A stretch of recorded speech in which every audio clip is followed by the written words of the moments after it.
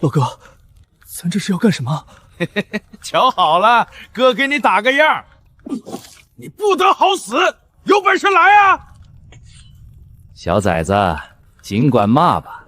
我是来认亲的。认亲？来京城认亲的野种能排到山海关了。好了，别磨磨唧唧的，一刀下去就进宫享福了。慢着，你知不知道我爹是谁？在这京城，除了万岁爷和9000岁，还没人敢跟咱家这么说话。我倒要听听你爹是什么大人物。豁出去了，砍头也比当太监强。我爹叫魏四，我娘叫兰娘。我还以为是什么世家大族，搞半天是个大名都没有的泥腿子。我管你魏四魏五的，进了这扇门，天王老子来了也得挨一刀。完犊子，这下真成太监了。刚刚谁在喊魏四？刚刚谁在喊魏四？刘公公饶命，是这小子不知天高地厚，胡乱喊人，冲撞了您，奴才这就把他拖出去处理了。小子，魏四是你什么人？这位一看就是狠角色，不管了，赌一把。魏四是我爹，我娘叫兰娘，苏宁县人，我身上还有块玉佩，是我娘留给我的，叫我来京城找我爹。魏四、兰娘、苏宁县，全对上了。还愣着干嘛？瞎了眼的狗奴才，还不快给这位小爷松绑，掉一点皮星子，我拿你们脑袋当尿壶！姓魏，权势滔天，还可能是个太监。我乱认的这便宜爹，不会就是明末的土皇帝魏忠贤吧？兰娘，这是兰娘的玉佩，错不了。这眉眼简直和我当年一模一样。儿啊，爹这些年找你们找的好苦啊！你现在说这些有什么用？我娘她直到咽气的时候，都还等着你来找她。这些年我们母子俩受尽白眼，人人喊打的时候，你怎么不在？千错万错，都是我一个人错。儿啊，只要你愿意原谅爹，打我骂我都行，就算你要天上的星星，爹也给你拽下来。这还是那个杀人不眨眼的东厂厂工吗？还好我耳朵尖啊，不然脑袋就搬家了。文培啊，除了咱们府上的人，还有谁见过我儿？回厂公，还有净身房的李公公和他手底下2个小太监，看样子应该是不知道小爷的身份。帮他们再紧紧嘴巴。除了这3个，今天净身房所有的当值太监和侍卫也都处理了。今天的事，我不想在其他地方听到一点风声。是，属下告退。还好没露馅，不愧是闻名后世的大反派。几句话，10几个人没了。儿啊，以后在这京城没人可以欺负你，有爹给你撑腰，随便你横着走。万岁爷驾崩了。爹，信王上位后，你怎么应对？坊间早就传闻你与信王不和，他上位后肯定会对你动手的。儿，低声些，今时不同往日，信王已经是老皇烈了，现在应该称新皇。爹，你以为现在回头还来得及吗？这些年你害了多少东林党人？朝堂上的那些世家名流，个个恨不得生吞活剥了你。就算新皇对你有所忌惮，你觉得朝堂上那些酸文武服会放过你吗？等新皇登基，我就主动请辞，东厂的印赋我也全盘交出，只要能用这些东西换一条生路就行。爹，你可别糊涂，这时候放权，不是给自己捅一刀吗？朱由检刚登基，手里有权，他才不敢动你。没有东厂，你在他们眼里就是一头没牙的大虫，分分钟就能把你扒皮抽骨。儿啊，你初到京城，怎么对朝堂中的事看得这么明白？我一路上讨饭时，看见乞丐为了半块馒头能打得头破血流，在我看来，这朝堂和乞丐窝没啥两样。爹，现在您就是那块馒头，国内恶殍遍地，边关战事也正吃紧，皇帝正巴不得在你身上啃一口续命，退一步就是死，想活命就只能先下手为强。爹，东厂和锦衣卫还在我们手里，还没到山穷水尽的时候。趁现在朱由检皇位还没坐稳，我们先下手，让朱由检看到爹你的分量。现在皇帝和东林党都死盯着我，有些事怕是有心无力了。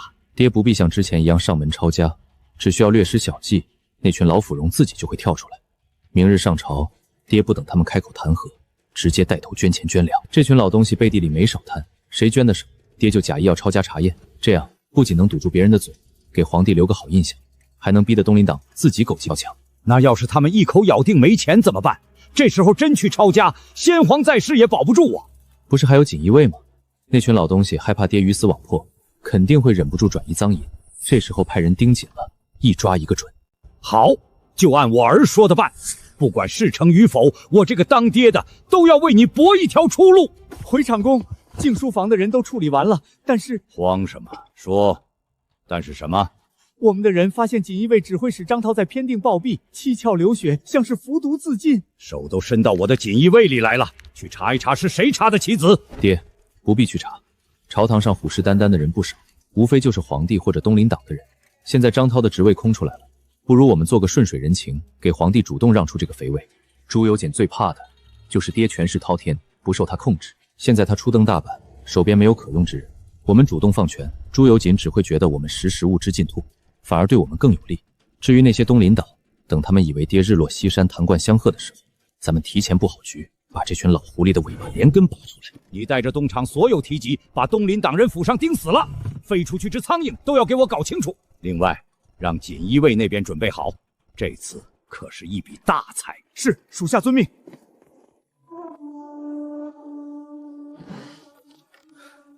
儿啊，这京城人多眼杂，我给你安排一个新名分，以后在外面你就是我新收的干孙，任凭谁也挑不出毛病。放心，净身房的事儿没人知道，你就安心在我身边伺候着。朱由检，过2日，我给你亲手送上一份惊喜大礼。陛下初登大榜，如今国库空虚，边关告急，愿捐银2万两，粮3万担，为国分忧，祝陛下安定天下。陛下，万不可被此等小人蒙骗。天下皆知他魏忠贤无恶不作，嚣张跋扈。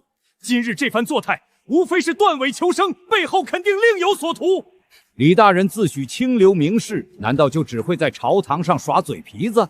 既然我这个人人喊打的孽臣都知道为国分忧，李御史和各位大人是不是更该带头出份力呀？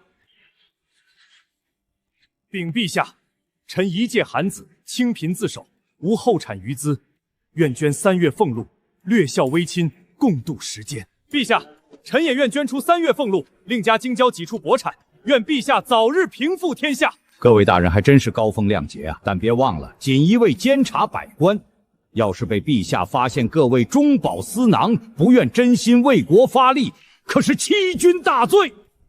你少在这血口喷人！你以为人人都像你，不知廉耻的阉狗？好了，卫青也是一片好心，各位就此打住吧。退朝。李大人，还请借一步说话。李大人，今日之事，不知您如何看待？皇帝那边暂时摸不透什么路数，但魏忠贤那条老阉狗，肯定心里憋着坏呢。李大人，一点心意，下官有件事，还需李大人帮点小忙。儿啊，你是没瞧见，今天上朝的时候，李彪那群老东西听见我带头捐银，脸刷一下就涨成猪肝色了，那叫一个解气。这些年户部的银子，大半都进了他们的腰包。爹今天先给他们放点血，真正的大戏还在后头呢。长公，我们的探子来报，李彪从城中调用了一匹马车，连夜往郊一处小院去了。另外，武城兵马司那边也有动静。今天下朝后，不少官员借口筹粮捐粮，派自家马车出了各城。爹，机会来了，他们必会连夜将私产运出京城。事不宜迟，我们派人在城外小路把守，等着他们自己送上门。东厂，是。长公，果然不出所料，我们的人在城外截获了10几个车队，全是运送的黄金白银，估摸着得有1000万两。我们还从李彪去的院子里挖出这个账本，薛国昭和他贪的每一笔银子都写得清清楚楚。好，有了这些，我看那群东林狗还怎么跟我叫嚣！给我继续盯，只要是从京城出去的马车，就算是拉粪的也给我搅一搅。是。儿啊，这次全靠你了。要是没你出的主意，咱爷俩现在估计已经被扔进大牢等死了。明日上朝，你就将这些东西尽数交给皇帝。虽然只是2个小喽啰，但足够东林党那边出血了。臣要弹劾东厂厂公魏忠贤蒙蔽圣听，专横跋扈，以成毒瘤。臣恳请陛下下旨赐死这阉贼，还天下一个朗朗乾坤。禀陛下，老臣这里有一样东西，还望陛下过目。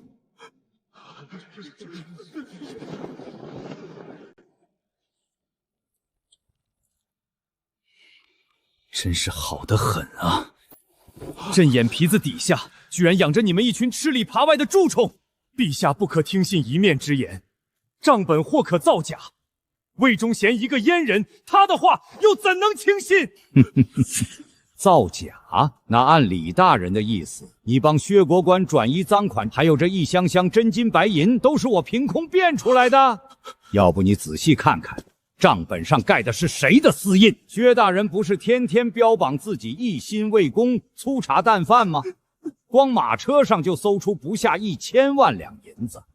薛大人这胃口可真不小啊！李大人不是总把两袖清风挂在嘴边吗？那天在朝堂上哭穷，就只肯捐3个月俸禄。怎么，城外那些银子宁肯烂在地里发霉，也不肯拿出来为国分忧？一把年纪了，还养7、8个妾室，李大人可真是老当益壮啊！这就是你口中的清流民士？这就是朕的清流栋梁啊！照这么下去，是不是哪天朕这个龙椅，你们也敢一起贪了？来人，李彪、薛国官2人夺去所有官职，家产查抄，夷3族。他们2个也不用下狱了，直接给我把他们剥皮冲草！陛下，所有查抄的银子都已经送到户部登记造册。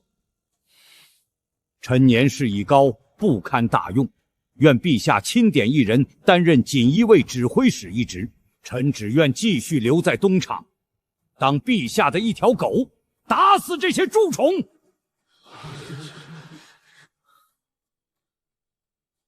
爱卿何出此言？此事你居功至伟，这东厂厂公的位置，除了你，朕谁也信不过。儿啊，你是没瞧见，崇祯的脸色跟调色盘似的，一会儿青一会儿白，那些东林党吓得腿都软了，差点当场尿裤子。多少年了，咱家就没这么扬眉吐气过。爹，这还只是个开始，下一步，我需要爹给我一样东西。以后你拿着这令牌，东厂的锦衣卫的人任意调遣。爹多句嘴，你要这玩意儿干嘛？弄钱囤粮练兵，这京城就是个铁笼子，困在这儿早晚是死路一条。想活命，咱们就得有掀桌子的硬实力。长公，伊叶皇后派人传话，要小爷亲自入宫一叙。儿别慌，爹派锦衣卫全程暗中盯着。半炷香，你要是还没出殿门，爹亲自闯宫接你回来。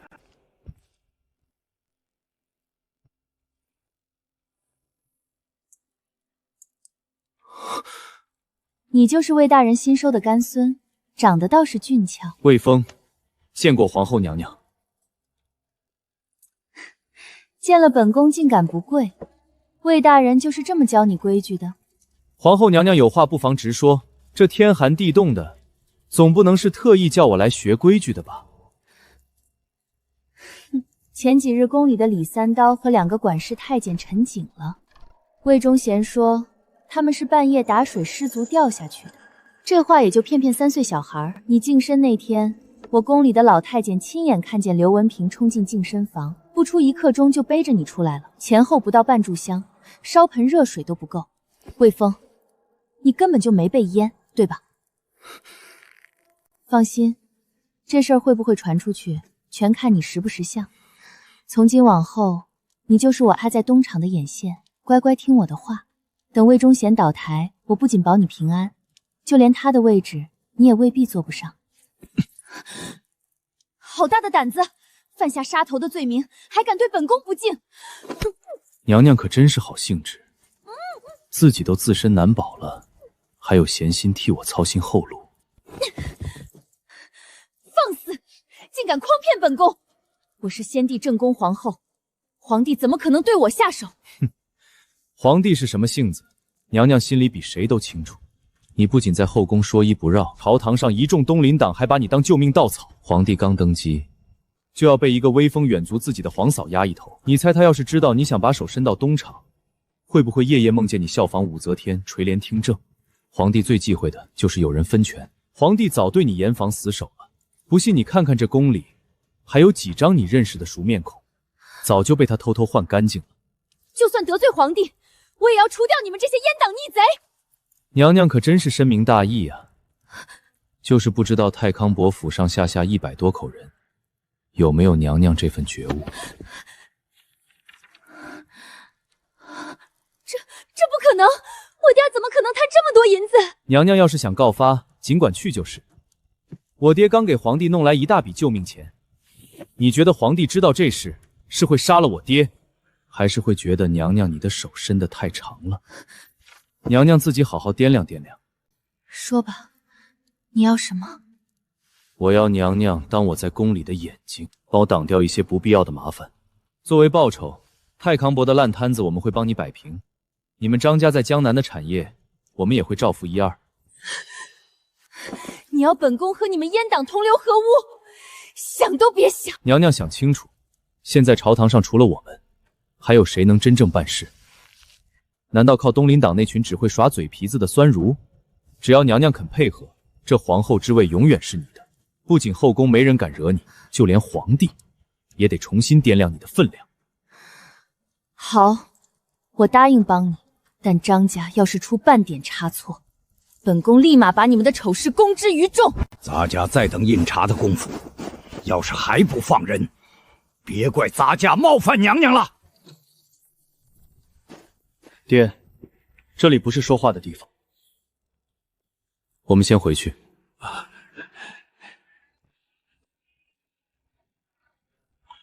儿啊，那女人没为难你吧？这么说，张嫣现在成咱们自己人了。这步棋走得太妙了，有张权给你打掩护，张家不会真帮着东林党对付咱们。皇帝那边有任何风吹草动，咱们也能第一时间知道。就是没想到张国建那老东西，看着闷不吭声的，背地里捞钱居然这么狠。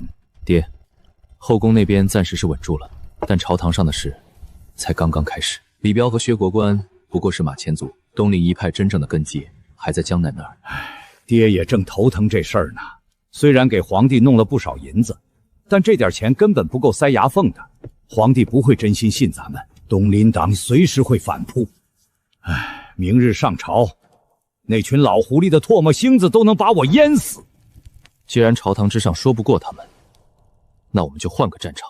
那群老东西一个比一个不要脸，要是在朝堂上玩死谏那一套，陛下下不来台，只能妥协。既然这条路走不通，那咱们就换条路走，直接掀桌子。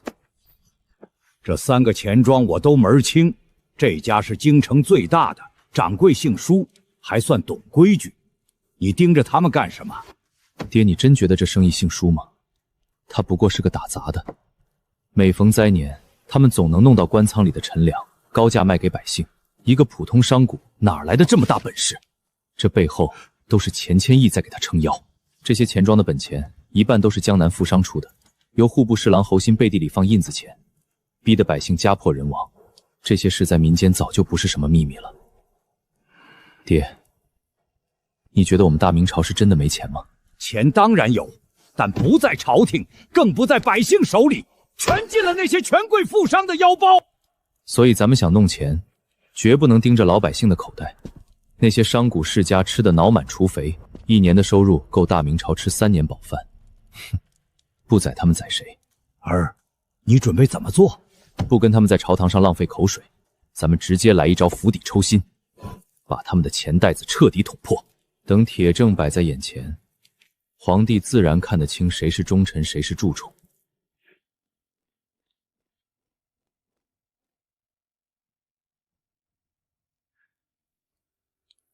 魏忠贤这阉狗简直疯了，居然想踩着咱们的脑袋给小皇帝献媚！木堂兄别慌，咱们的账本做得滴水不漏，就算皇帝亲自来查，也查不出半点毛病。不怕贼偷，就怕贼惦记。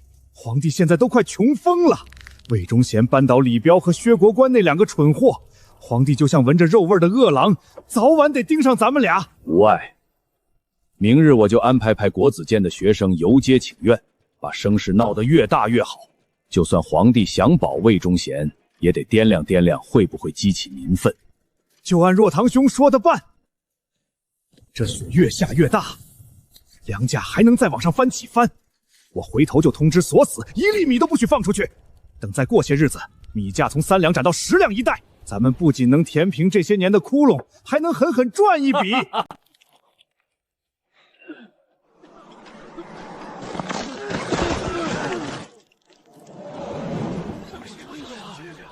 诸位同窗，诸位同窗，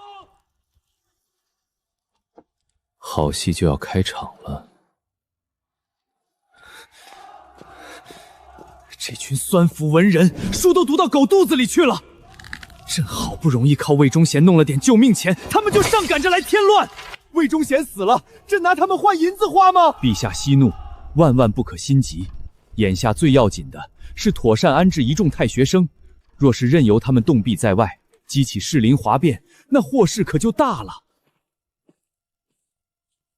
你立刻派人给魏忠祥传话，外面的太学生，他自己想办法摆平，不然朕也保不住他。这已经是朕给他最后的机会了，让他好自为之。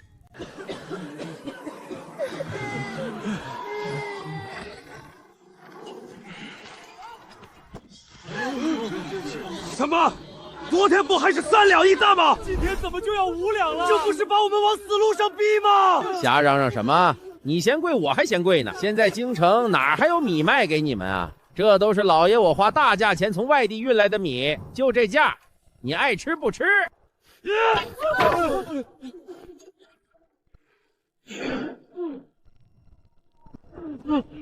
上人了！贱骨头！老爷我洒扫街道，他自己不知长眼撞上来，关我屁事儿！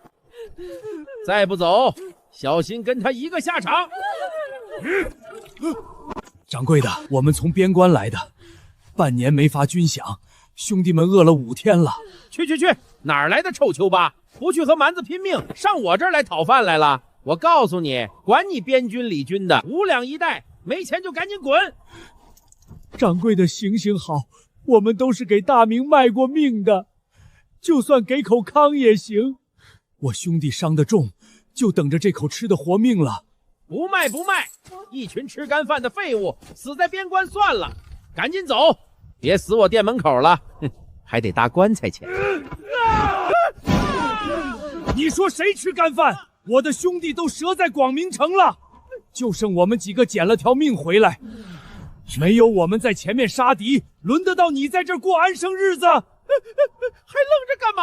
给我往死里打！大明的老少爷们儿，我们替朝廷流干了血，这群奸商连一口糠都不给吃，我们已经没有活路了。这是50两银子，事成之后我会再拿50两给你家人。大人放心，我心里有数，用我这条烂命换全家老小温饱，值了。真死了！天杀的，奸商打死抗金英雄了！横竖都是一样，不能再等了，大家一起！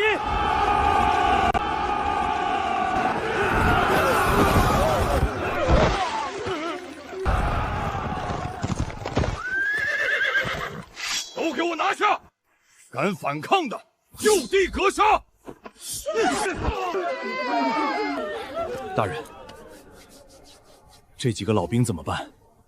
看着真是从死人堆里爬出来的。哪有什么老兵？本府只看见一群趁火打劫的流寇，动作利索点儿。回头钱大人怪罪下来，本府治你个办事不力。慢着，都给我住手！原来是刘公公，本府正在办案，拿了几个当街行凶的刁民，正要回去审呢。公公若是无事，劳烦让个路，改日请公公喝茶。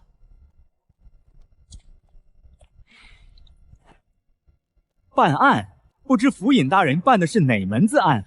既然牵扯到边关将士，这事就该归南镇抚司和兵部审理。府尹大人这是要越俎代庖，还是不把皇帝放在眼里？公公说的是，本府一时着急唐突了，那这几人就移交公公处理。干得漂亮！现在鱼已经咬钩了，接下来咱们再给他们添把火，让这火烧得更旺。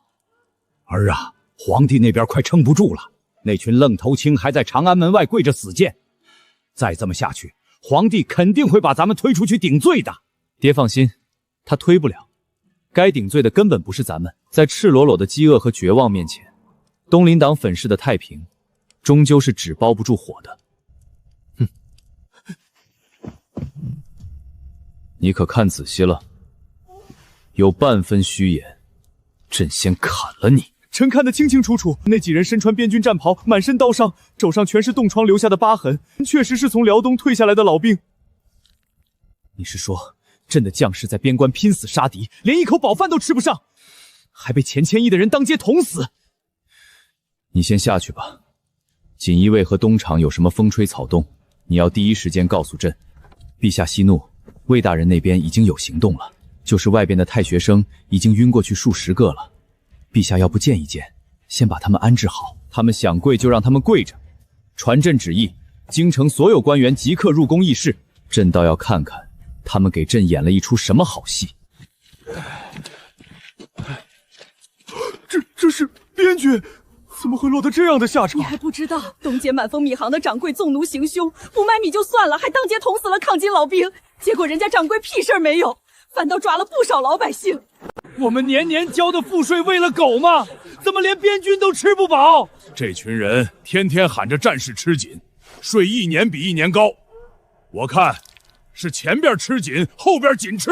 天杀的！我3个儿子都去了辽东，到现在连个信儿都没有。朝廷就是这样管的，人都要死绝了。我们去告御状，不能让将士们的血白流了。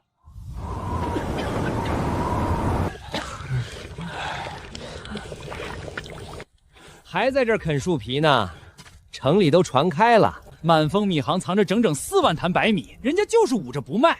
今儿早上几个老弱边军去买米，直接被当街捅死了。我女儿昨晚上没了，他们为什么不卖米？是东林党，是钱谦益他们想发国难财。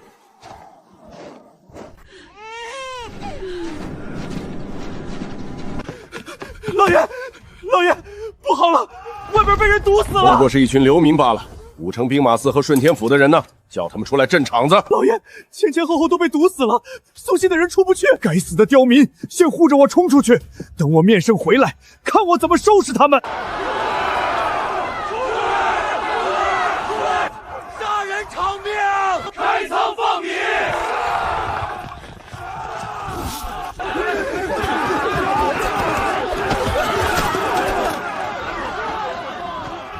钱爱卿，你这是被狗撵了吗？怎么弄得如此狼狈不堪？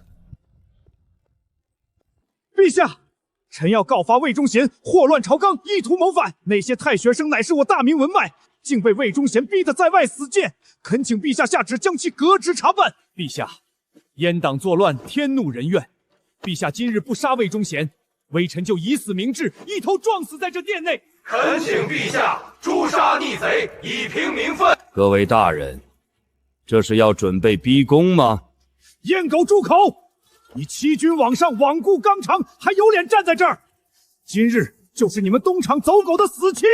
禀陛下，长安门外聚集了不少百姓，大喊着要告御状。带进来，此案朕亲审。陛下明鉴，老臣死不足惜，但大明都快被这些蛀虫掏空了。这几人都是从辽东退下来的将士，只因半年没发军饷，近日去买米不成，竟被米行的人当街打死一人。这是老臣搜集的米行账本，恳请陛下过目。陛下，这些将士在边关断了手脚，无粮无饷的，想去满丰米行讨一口米糠吃，没成想米行的掌柜一粒米不给，还指使家丁动刀子，让为国家流血的老兵横死当场。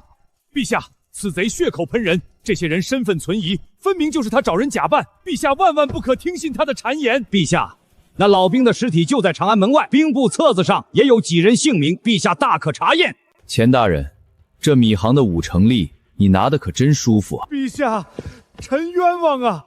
这米行定是臣的族人打着我的名号开的，臣真的毫不知情。陛下，今日东街确有流民作乱，顺天府都已缉拿归案，这分明是魏忠贤的奸计，以此来栽赃陷害，蒙蔽圣听。哼，流民，侯大人真是好一张利口。京城哪里来的流民？天府抓的都是户部登记造册的百姓，只怕是耽误了钱大人赚银子，在牢里屈打成招了吧？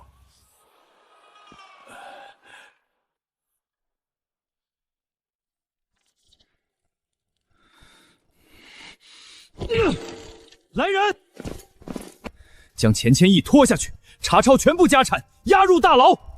顺天府尹玩忽职守，即刻革职查办。还有那满丰米行，全部收归国库。掌柜及所有帮凶，全部充军边关。魏爱卿，这件事朕全权交给你负责，一定要把这些国家蛀虫全部给朕挖出来，一个都不能放过。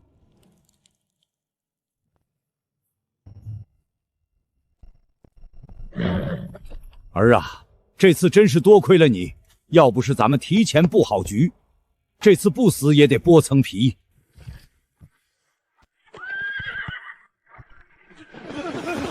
阉党休走！你祸乱朝堂，罪不容诛，竟还敢招摇过市！你有何脸面苟活于世？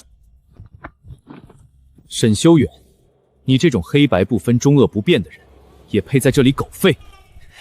你自己好好看看。这就是你口中的清流钱谦益干的好事，把为国捐躯的将士当街逼死。你要是不信，自己去东街看看，那趟血还没干透呢。各位千万别动摇，这一切都是那个家伙的阴谋诡计。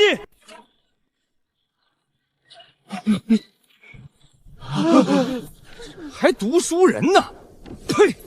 天天满口仁义道德，居然帮着钱谦益这群畜生说话，肩不能扛，手不能提的，连是非善恶都看不清了，书真是读到狗肚子里去了。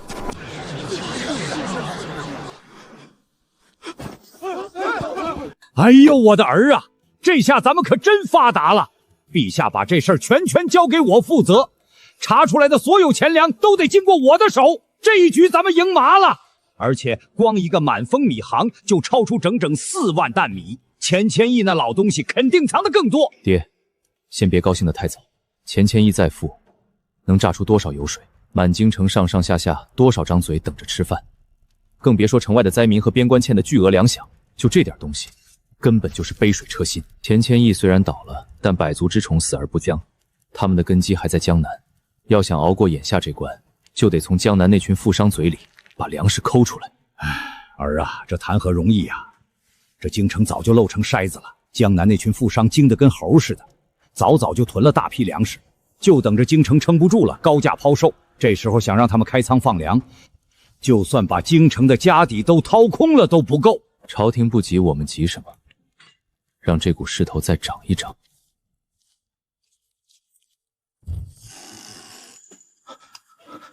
送到苏州聚贤钱庄，等着吧，好戏才刚刚开始。劳烦刘公公快马加鞭帮钱大人送信。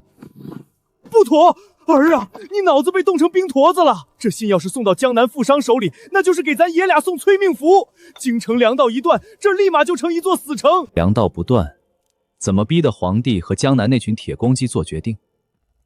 再说了，天塌了有个高的顶着，皇帝还在龙椅上坐着呢，轮不到咱们来背这个锅。京城运河已经3天没见一艘粮船了。京师大仓空的能跑老鼠，通州大仓更是粒米不剩。你们平时一个个嘴皮子溜得能翻花，现在怎么全成哑巴了？陛下息怒，京城周边州县已在加急调粮过来了，只是近年大旱不断，收成只有往年1半不到，怕是难以凑齐粮食。大旱，一群没用的饭桶，滚！都给朕滚出去！儿啊，陛下已经5天没宣我进宫了。咱们的人在周边高价收粮，连根稻草都没捞着。现在外边都传是我查抄满丰米行得罪了江南富商。皇帝要是扛不住把我推出去当替罪羊，咱爷俩可就全完了啊！爹，急也急不出粮食，先吃饭再说。哎呦，我的祖宗，这都火烧眉毛烧到眉毛根了，哪还有心思喝粥啊？再不想办法弄来粮食，城里城外饥民能把咱爷俩生吞活剥了。爹，我有办法，不过得让我进宫面圣。不可不可，你是个假太监呀！崇祯那小子性子阴晴不定，跟翻书似的，万一露了馅儿，爹就算拼了老命也保不住你。爹，你觉得都到这份上了，皇帝还有闲心管我是不是真太监吗？再说了，我的计划必须得皇帝点头配合。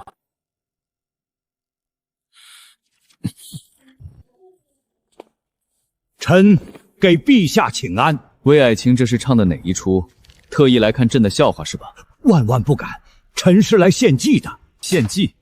你还以为东厂抄家那套把戏好使啊？现在满朝都是弹劾你的折子，说你行事跋扈，得罪了江南商户，才把京城逼得没米下锅。我不找你算账，已经是看在往日情分上了，你还敢来献计？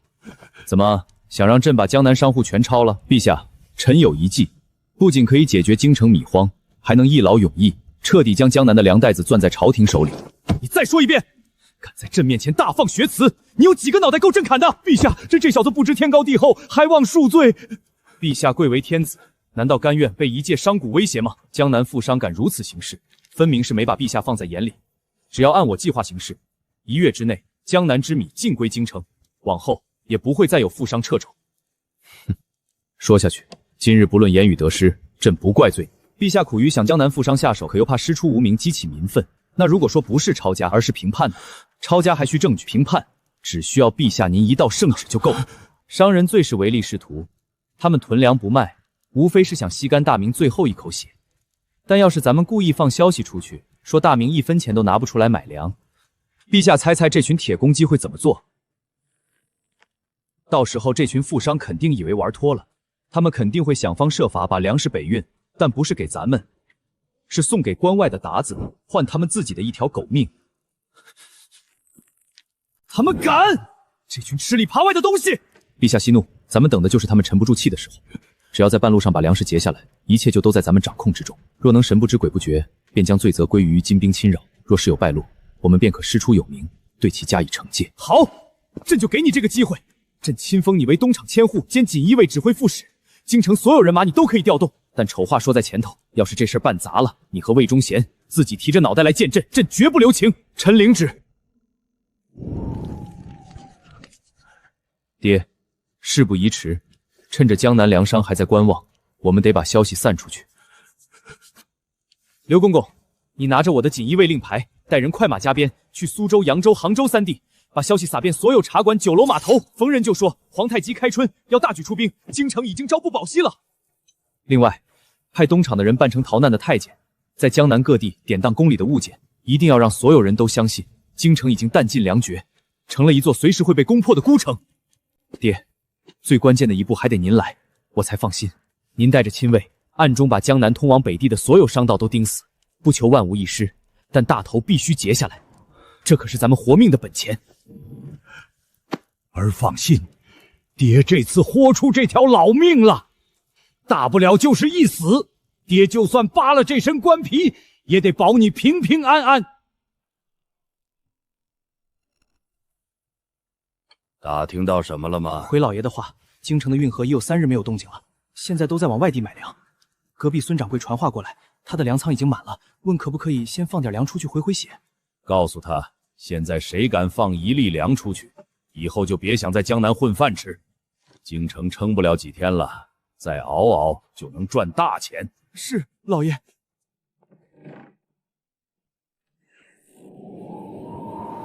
各位，近几日京城的动静，想必大家都清楚了吧？运河断粮整整6天，宫里的太监都跑到苏州、杭州典当御用物件了。崇祯那小皇帝估计在宫里急得直跳脚。可不是嘛！我今早刚收到苏州同行的信，说北边逃过来的人的流民个个面黄肌瘦，食不果腹。现在的皇城没粮没饷，就是个空壳子。小声点儿，这话要是传出去，就完了。不过北边要粮的可不止崇祯那小皇帝，咱们库里堆的这些粮食，那可是能换锦绣前程的宝贝疙瘩。大明气数已尽，撑不过开春了。皇太极早就派密使联系过我。只要咱们把粮食悄悄送过去，新朝一建立，咱们都是从龙功臣，封官赐爵，良田豪宅，要啥有啥，不比在这给大明当牛做马强。周兄这话说到我心坎里了，我早就看明白了，大明烂到根儿里了，咱们几代家业可不能跟着陪葬。送粮过去，既能拿真金白银，还能换个世袭功名，这买卖稳赚不赔。可，万一消息是假的呢？要是崇祯缓过劲儿来，或是魏忠贤故意放风设套，咱们的运粮队被截住，那可是诛九族的大罪啊！假不了，那些典当宫里东西的太监是真的，运河断粮是真的，京城里饿殍遍地，百姓易子而食也是真的。崇祯现在没粮没钱，就是秋后的蚂蚱蹦跶不了几天了。周兄说的对，这事儿能干。咱们分批偷偷运粮，专走偏僻小路，避开官府和东厂的耳目，神不知鬼不觉。好，我库里压着25000吨精米，今晚就按家丁装车，先送5000担过去探探路，看看皇太极那边够不够意思。运粮商，老爷，杭州郑家已经开始动了，昨夜装车近3000只粮食，走小路出了城。我也干，3万当小麦，烂在库里，不如换个世代富贵。就算失败，他皇太极也总不能亏待咱们这些送粮的功臣。干了，都这时候了，总不能还指望着皇帝来收粮食，赚谁的钱不是赚？说不定还能博个官身出来。好，既然大家这么都一条心，那我就拔在前头。第一，此事居密，对外半个字都不能漏，就说北调粮赈灾，绝不能露半点马脚。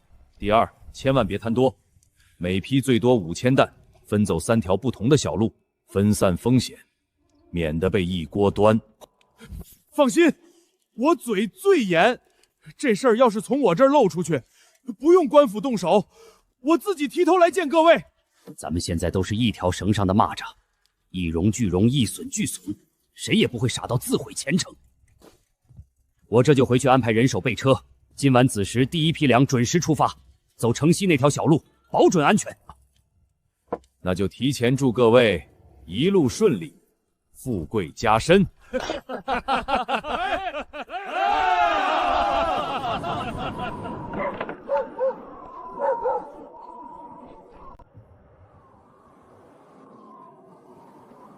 大人，来了，一共13辆马车，看车身前，每车少说装了400、500担粮食。别急，让他们走。大人，这可是近6000担粮食啊！现在动手正好一网打尽。小爷交代过，不能打草惊蛇，先给他们点甜头尝尝。抓了这一批，还有下一批呢。江南粮商多如牛麻，不能只摘几片叶子就完事。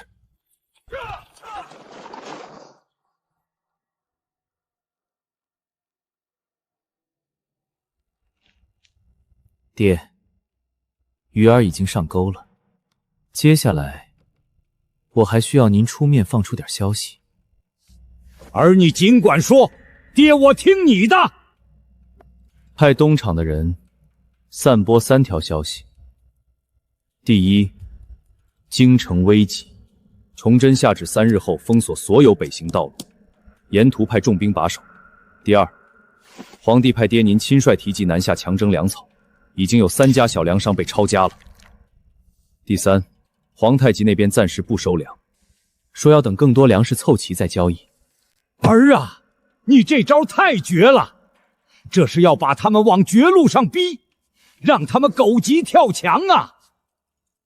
他们现在怕的不是咱们，是怕粮送不出去，功名换不来。咱把交易的路堵死，他们一急肯定会铤而走险。到那时候，才是咱们收网的最佳时机。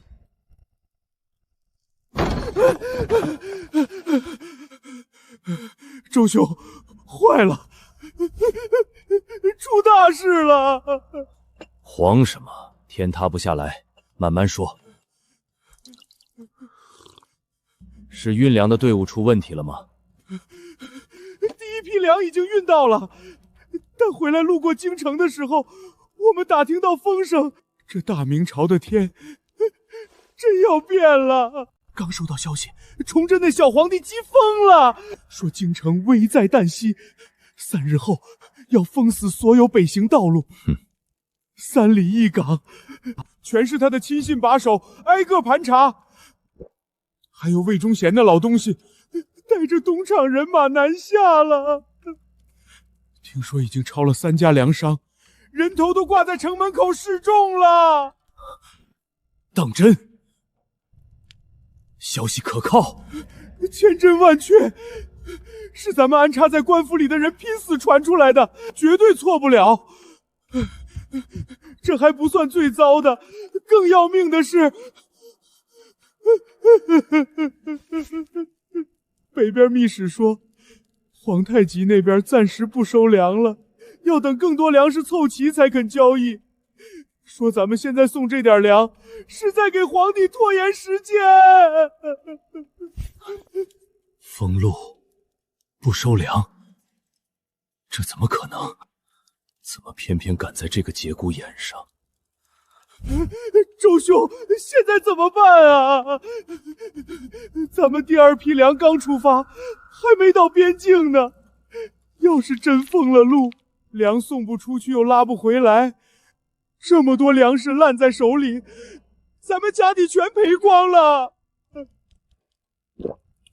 而且魏忠贤南下，要是查到咱们头上，那可是灭门的大祸啊！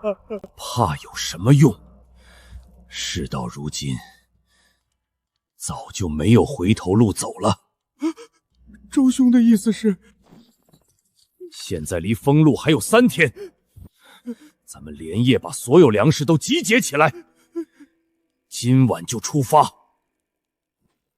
不走小路了，直接走官道，趁着封路前冲过去。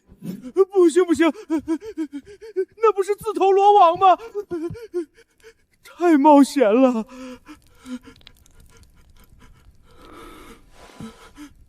冒险？现在不这么干，就是死路一条。只有冲过去，把粮送到皇太极手里，咱们才有活路。王兄，你库里也有几万担粮食，难道想眼睁睁看着他们烂掉，看着全家老小跟着掉脑袋吗？好，周兄，横竖都是赌一把，我跟你干。这才对。事不宜迟，咱们立刻召集所有粮商，连夜装车，3更天准时出发。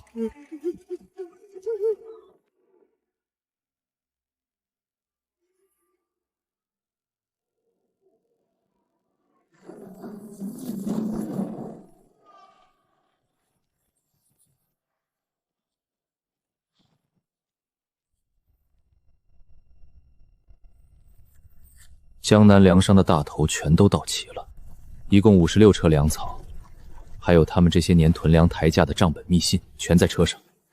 果然是狗急跳墙了，不急着动手，等他们全部进入包围圈，再一网打尽，一个活口都别放跑。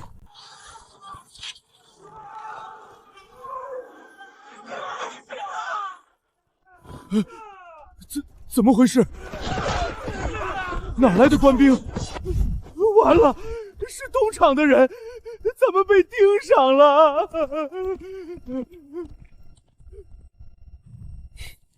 周掌柜、王掌柜，别来无恙啊！深夜走官道运粮，还带着这么多家丁，这是要去哪儿啊？官爷误会了，我们是奉地方之命运粮赈灾，不知官爷在此，多有冒犯。赈灾，京城半月前就下令调粮入京。周掌柜这消息收到的够迟啊，还带着达子带路。周掌柜这赈灾，赈的恐怕是关外的灾吧？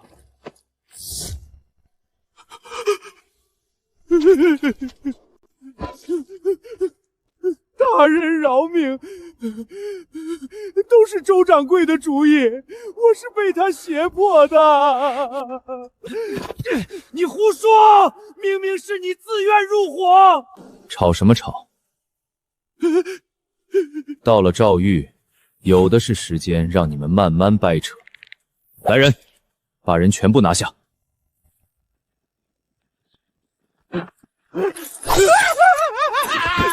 粮草账本统统清点清楚，押回京城，交由陛下处置。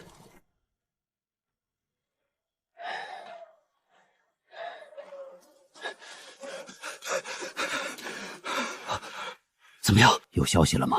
老爷，我们的人跟到通州就被拦住了，周掌柜他们到现在也没有消息。怎么会这么巧？不对劲儿，这肯定是出事了。老爷，那咱们的粮食怎么办？要不要赶紧藏起来？藏得住吗？锦衣卫和东厂那群人的鼻子比狗还灵，你就是把粮食藏进祖坟里，他们都能给你刨出来。事到如今，只有一条路可走，把粮食全部送到京城，说不定还能捡回一条命，挽回点损失。老爷，送过去。咱们好不容易囤的粮，不交出去，等着被抄家灭门吗？现在把粮送过去，还算是雪中送炭。皇帝总不能当着全天下人的面卸磨杀驴吧？老爷英明，我这就去安排装车。爹，周王两家的人全都抓住了，粮草全部扣下。这些年江南粮商囤粮抬价的账本也全到手了。好，这下人证物证俱全，江南那些富商就是咱们砧板上的肉，想怎么剁就怎么剁。京城外有一粮商押着20车粮食，说是要献给陛下，主动请罪。此刻已到城外，等候发落。真是个老狐狸，这都没上套。儿啊，你说咱们该怎么处置他？既然大老远给我们送来了，那我们就去看一看。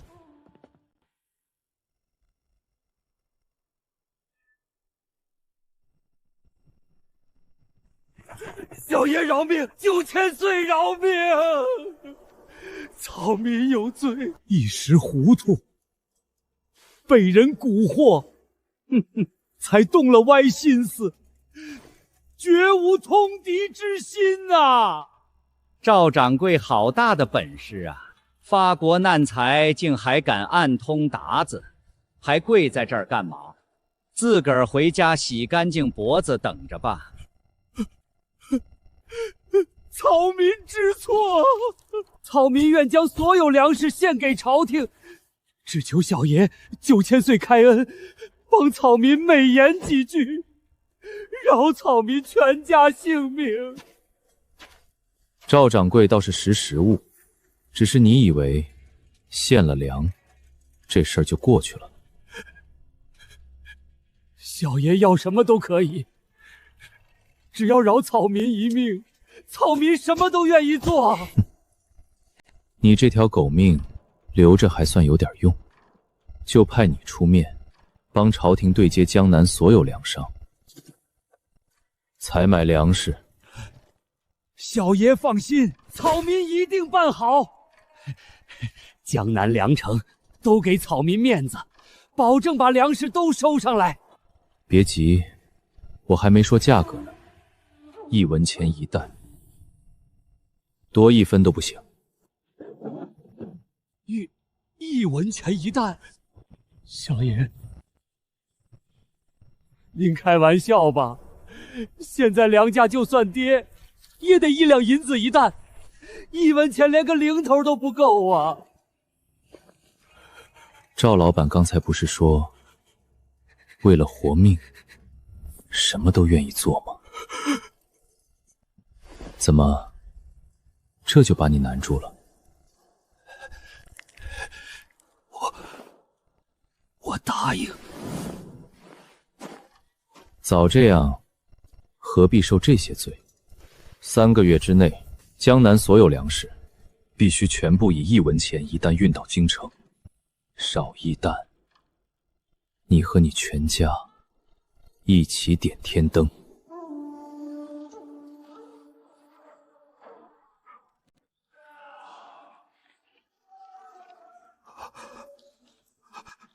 1文钱，我一辈子的心血，我攒下的家业全没了。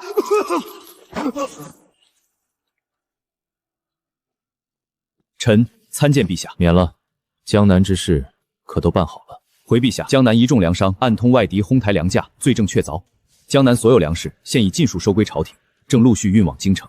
臣从这些富商家里还查抄出白银600万两，另有大小船只1000余艘，已全部送往户部统计。好得很！这群奸商，吸着大明的血发国难财，还敢通敌叛国，简直罪该万死！还有这群阁老，天天跟朕哭穷，不是要缩减驿站，就是要裁撤边军。我大明的血肉，全为了这群不知廉耻的豺狼！传朕旨意，所有涉事江南粮商，无论主从，一律处死，家产查抄充公。遵旨。魏峰，朕就问你一句话，你能为朕弄来多少银子？只要有陛下撑腰，国库里面永远都会有用不完的银子。好，不愧是朕的吉星。魏峰，你此次立下大功，一举清除江南毒瘤，解决京城粮荒，安定民心，功不可没。朕将锦衣卫指挥使的位子交给你，加太子少保，赐良田1000亩，府邸1座。另外，这些蛀虫的族田私产，朕不方便下手。你和魏忠贤看着办，往后朝堂上下谁的手敢伸过界，你尽管去查抄。臣谢陛下隆恩。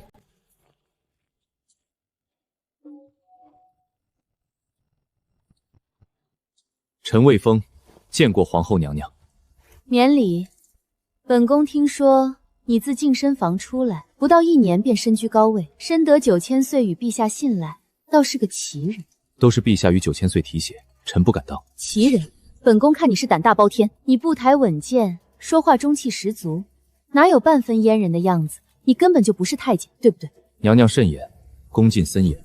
娘娘这般揣测，是要治臣一个欺君之罪吗？欺君？你若真是阉人，为何宫中见过你净身的太监一个都不见了？你以为宫里人都是瞎子吗？娘娘是皇后，母仪天下，就该安安稳稳管好后宫。朝堂上的事，不是娘娘该插手的。至于我是不是太监，娘娘心里清楚，有些事看破不说破才是聪明的。皇上现在需要的是一把像我这样的快刀，就算他知道了，也不介意替我捂住天下人的嘴。你敢威胁本宫？臣只是提醒娘娘，安安稳稳做你的皇后。若是学别人勾连朝堂，惹是生非，这京城的水很深，娘娘可别呛着了。臣还有公务在身，先行告退。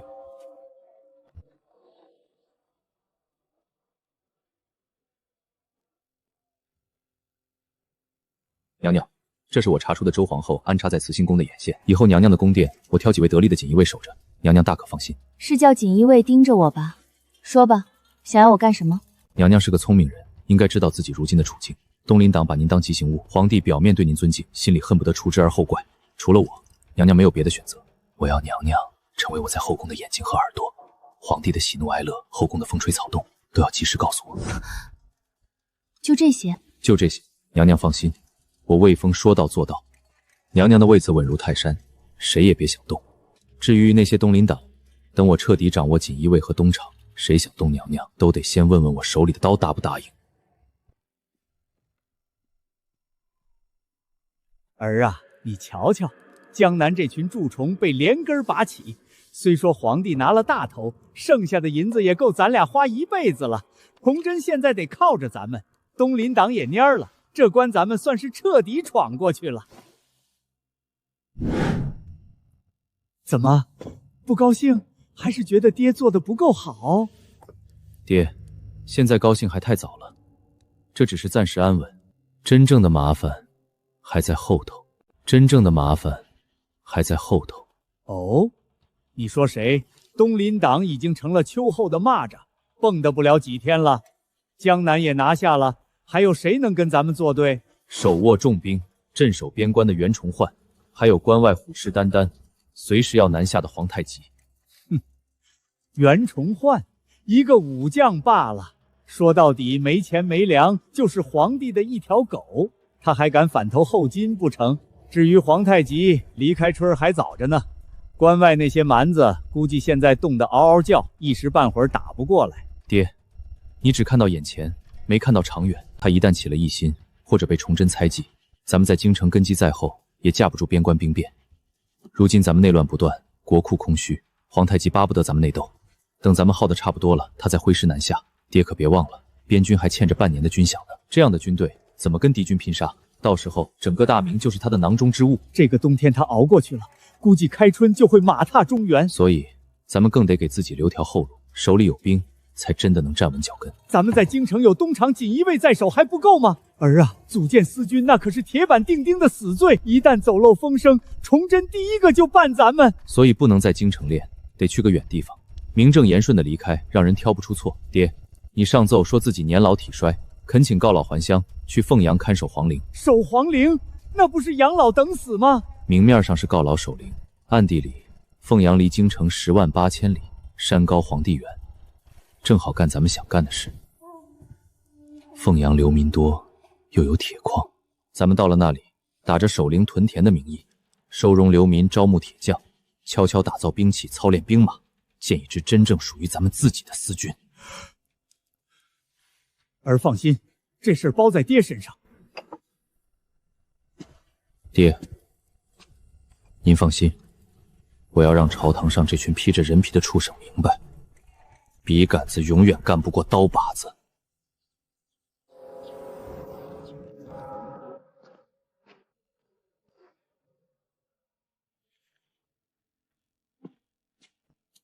户部尚书毕自言，经手军费560万两，等经他手就只剩280万两，还有兵部尚书王在钦90万两的采办银子，到手只有30万两。好，真是好得很啊！陛下息怒，朝中臣客顾及太多，想根除绝非一日之功。臣有一计，可兵不血刃，既能除掉朝中这些尸位苏残的蛀虫，还能把京城周边的兵权尽数收归陛下手中。说，若果真如你所说，就算杀得京城人头滚滚，朕也给你撑腰。如今京城防卫的要职虽是陛下的人，但手底下全是吃空饷的官家子弟，这在京城早就不是秘密了。不少东林党官员的子弟都在御林军中挂着虚职混日子。如果陛下下旨，把这些吃空饷的少爷们全拉到前线去，陛下觉得那群东林党会怎么样？这会不会逼得太紧了？他们要是狗急跳墙了怎么办？哼，陛下，您太高看他们了。只要您摆出铁面无私的样子，任凭谁来说情都不听。不出3日，他们自己就会撅着屁股来向陛下请罪。要是真有硬骨头，那就让他去跟达子的刀去说吧。毕竟为国分忧是本分，就算他们扯大旗，也别想拿仁义道德压咱们。传朕口谕，国家危急，朝中大臣当以身作则，为国效忠，特将京中御林军调派前线，3日后启程。陛下，3日会不会逼得太紧了？紧，朕就是要捏碎他们的骨头，榨干他们吸走的民脂民膏，看看究竟是谁吸干了大明的骨血。魏峰，你说朕这皇帝是不是当得很窝囊？臣以为，陛下是大明朝以来最为勤贡的皇帝，大明朝能有陛下这样的君主，是臣和天下百姓的福气。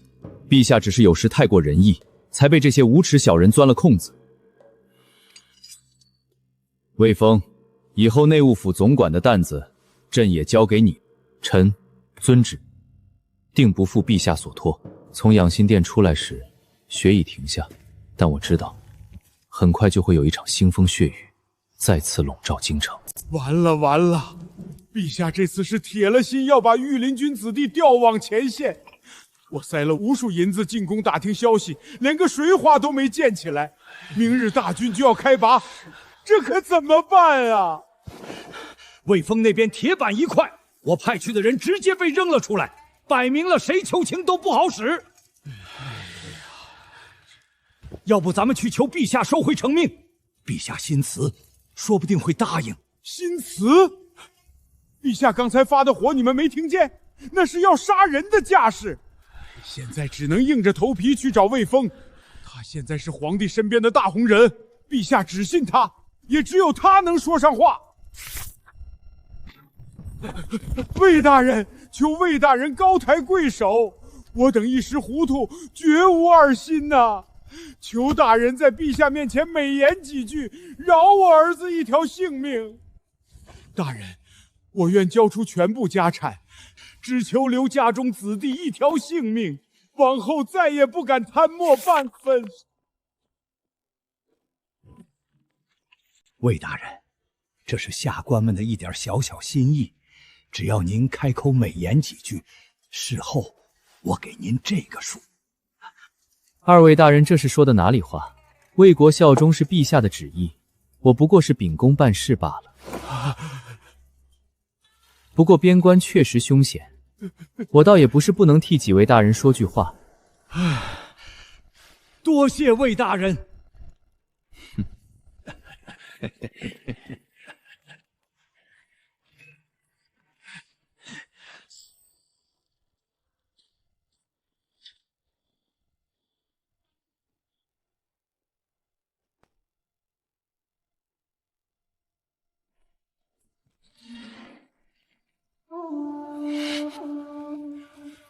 圣旨到，户部尚书毕自严即刻入宫面圣。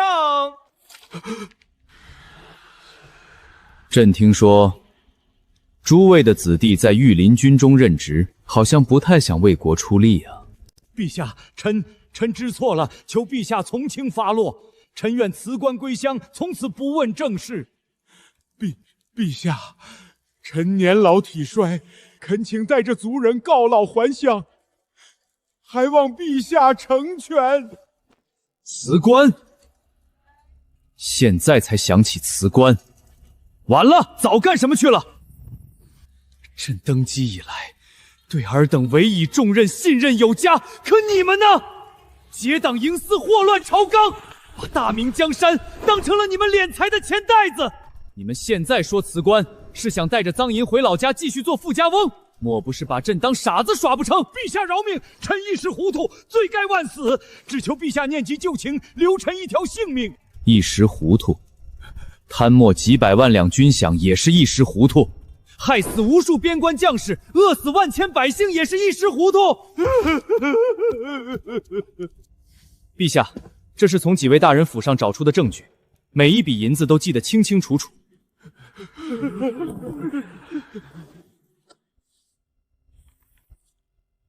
传朕旨意，东林党一众官员贪赃枉法、结党乱政，罪证确凿，全部革职查办，主犯凌迟处死，从犯流放3000里，永世不得回京。儿啊，你这一手真是绝了！现在朝堂上再也没有东林党那帮人碍手碍脚，咱这颗脑袋算是暂时保住了。爹，事不宜迟，趁着皇帝还信任咱们，您即刻出发去凤阳，记得一定要多找铁匠。咱们能不能翻盘，全指这支私军了。我这就安排。东林党一倒，往后就该是真刀真枪的比拼了。魏峰，你说这兵部的火器还有几成能够上战场的？陛下，臣估计不足3成。兵部火器营荒废多年，维护和采买的银子都被贪墨得七七八八。据我所知，早在3年前，京城防备就没再训练过火器，如今那些火器大概都已经锈蚀报废了。这群该死的蛀虫！火器营当年可是先皇一手带起来的，达子闻之无不闻风丧胆，竟然在朕手上废了。陛下，臣愿接管兵部火器营，审理账目，为陛下重新打造一支无坚不摧的神兵营。朕准了。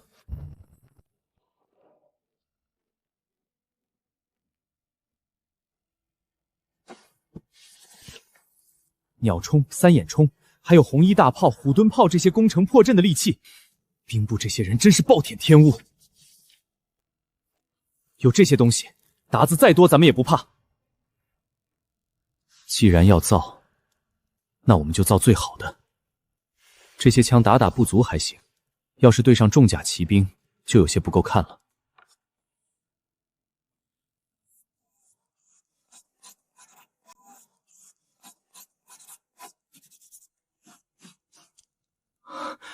成了，虽然还是老式火药枪，但一轮可以打6发，多造几门，效率比之前高很多。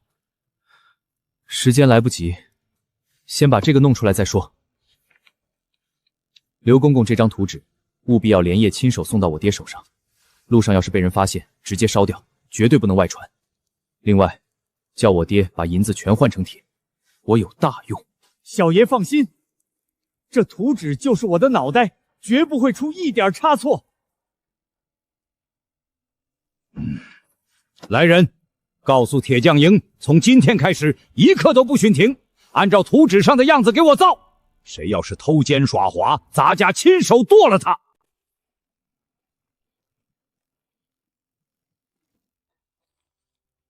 这就是风儿画的新式火枪，看着怪模怪样，6根管子绑一起，能好用。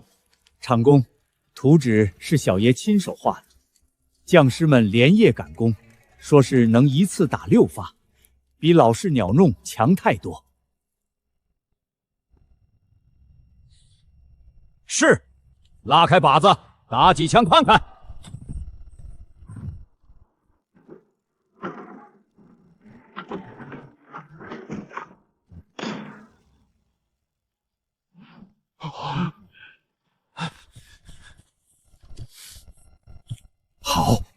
好东西，这威力比鸟铳强10倍都不止。报！800里加急军报！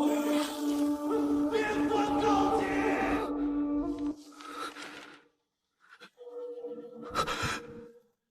真的绕到蒙古，挥师南下了。皇太极亲率满洲8旗，联合蒙古10万大军挥师南下，现已逼近冀州，竟是危在旦夕。主公可有良策呀？陛下不必惊慌，皇太极此举看似声势浩大，实则外强中干。他孤军深入中原，战线拉得这么长，光是10万大军的粮草补给就够他头疼的了。魏爱卿继续说，现在虽快开春，但地里还没有收成。皇太极此时南下，估计就是想试探虚实。咱们只要跟他耗着，他供应不起10万大军的粮草，自然会退兵。臣不才，愿领监军一职，为陛下分忧。陛下，魏大人忠勇无双，胆识过人，兼兵一职，非魏大人莫属。京师存亡在此一举，魏大人愿以身赴险，实乃大明之幸。臣恳请陛下恩准。臣等恳请陛下恩准。好，朕准你所请，授魏封为监军，节制冀州各路兵马，即刻领兵驰援。臣遵旨。朕赐你尚方宝剑，此去冀州，但凡有阻碍军情者，卫青皆可先斩后奏。这魏峰真是不知天高地厚，监军一直看着风光，实则就是去送死。可不是嘛，10万大军压境，冀州危如追拦，去了就是九死一生。他还主动请缨，不过也好，替咱们挡了这桩祸事。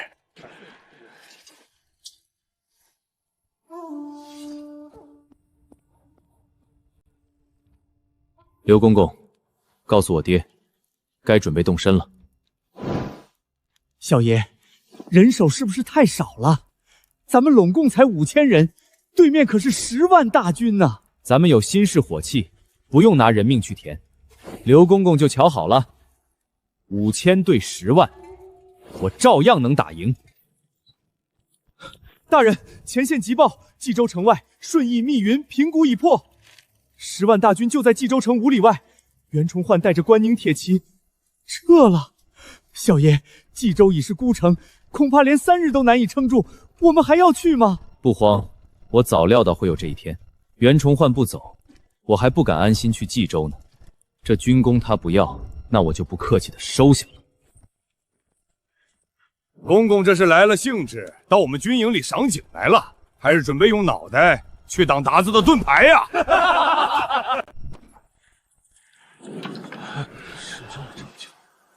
公公舟车劳顿，末将也就不再绕圈子了。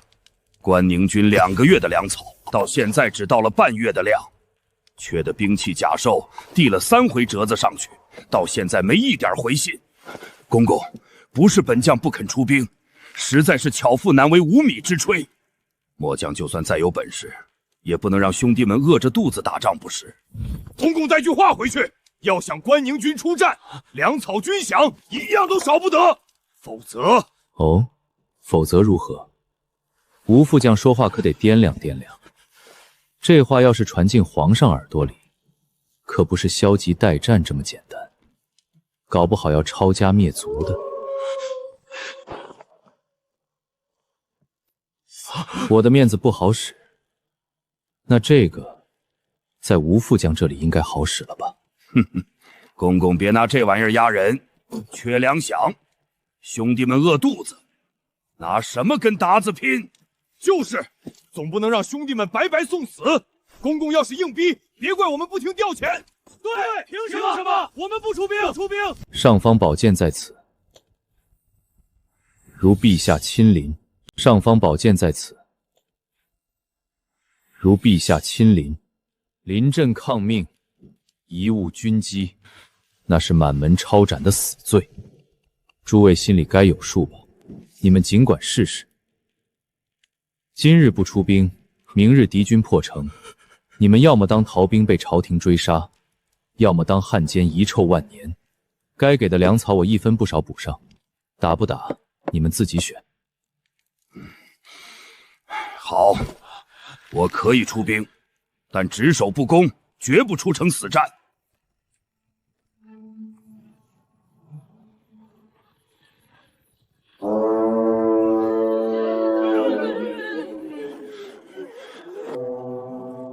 苏总兵，城中还剩多少守城器械？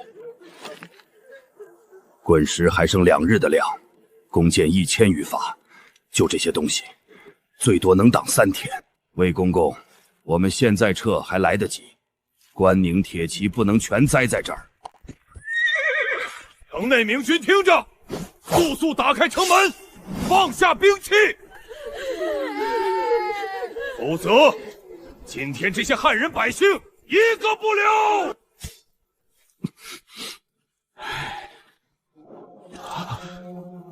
达子根本没人性，从来不管百姓死活。开城门咱们全得死，可不开，总不能眼睁睁看着这些百姓被砍了呀。民国的兵，本备了只要粮草，不识相。等我亲自进城，人畜不留。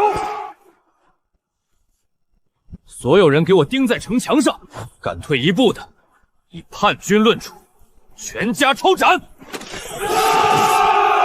斩杀一个达子，赏银10两。上面的人，你们的箭射不远，你们的枪打不穿，连自己的百姓都守不住，不如早早开门。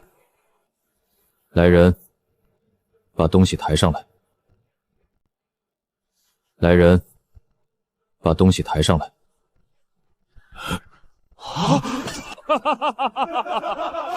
就这几台怪模怪样的铜铁疙瘩，就想挡住我满洲铁骑？勇士们，随我冲锋，杀进城去！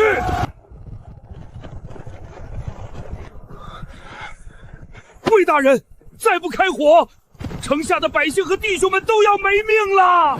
撤，快撤！这是何等神奇！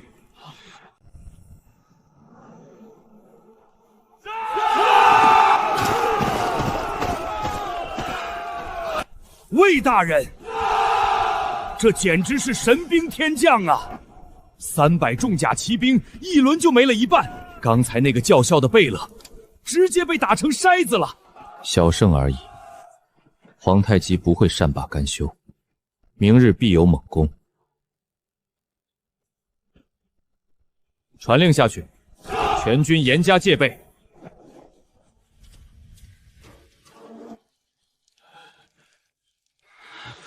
一群饭桶！300骑兵居然被几台破铁疙瘩打得全军覆没，连多罗贝勒都折了。大汗，明军那火器威力惊人，射速极快，我军骑兵根本冲不进身。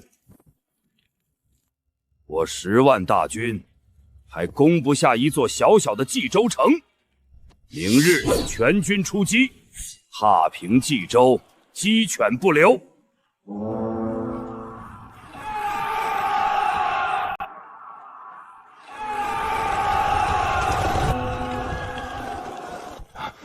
魏大人，后金这次是玩真的了，5万骑兵全压上来了，咱们就15台火重，根本扛不住啊！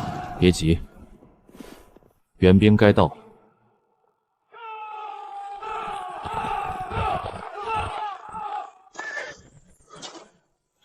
小爷奉长公之命赶来支援，来得正好。火器全部布置城墙四周，分批次齐射，务必挡住后金攻势。所有将士听令，配合火器防守。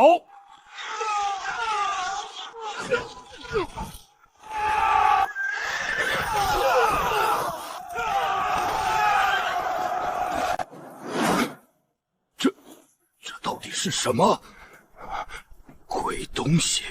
明军威武，魏大人威武！胜了，还是大胜！3000后金骑兵全灭！传令下去，死守城池，派斥候死死盯着他们。我要让皇太极知道，中原不是他想来就来，想走就走的后花园。这不是明军之福，还只听从魏峰一个人的话，莫不是死军？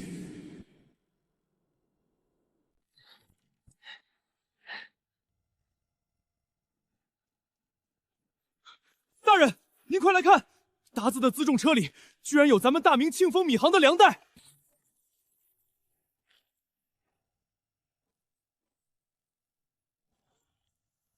庆丰米行，这个米行，那不是周皇后娘家的买卖吗？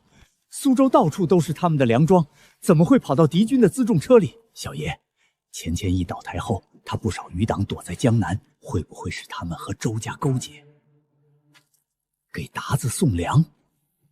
何止是勾结，这是赤裸裸的通敌卖国！难怪敌军恢复得这么快，还敢大举南下，原来是有人在背后喂粮。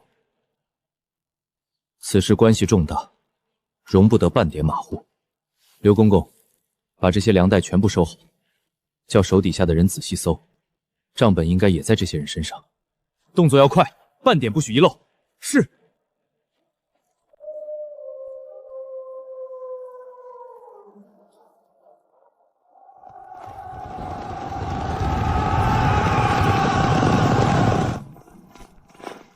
魏大人，是袁都师亲率大军到了。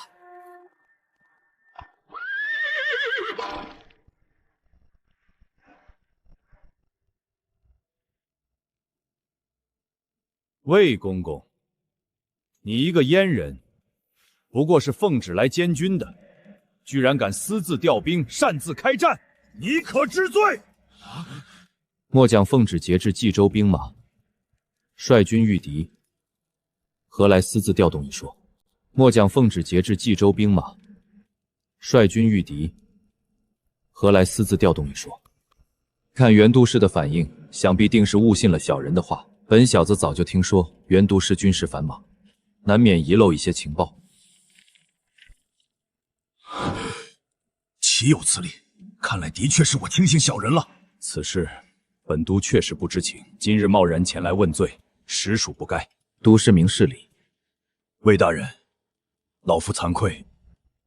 袁都师，皇太极还有8万大军盯着呢，我们齐心协力，定让贼子有去无回。魏大人放心，我知道分寸。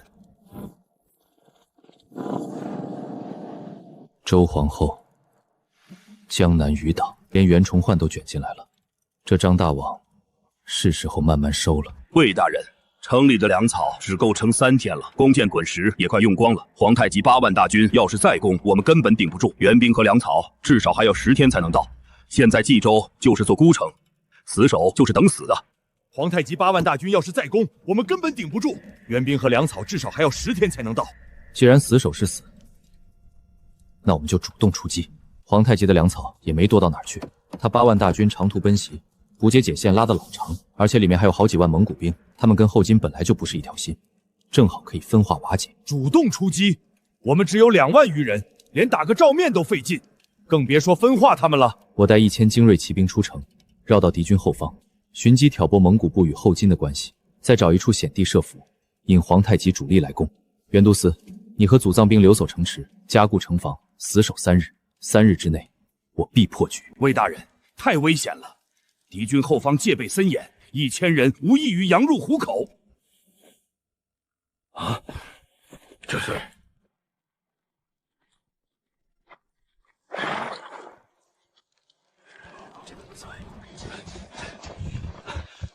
回大人，后金大营东侧，蒙古骑兵驻扎在30里外，与后金主力相隔10里。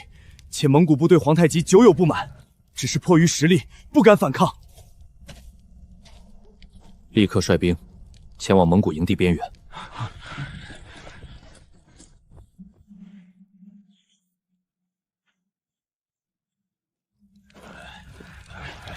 皇太极早就说了，攻打冀州的时候，让你们蒙古兵当炮灰送死，粮草全留给8旗子弟。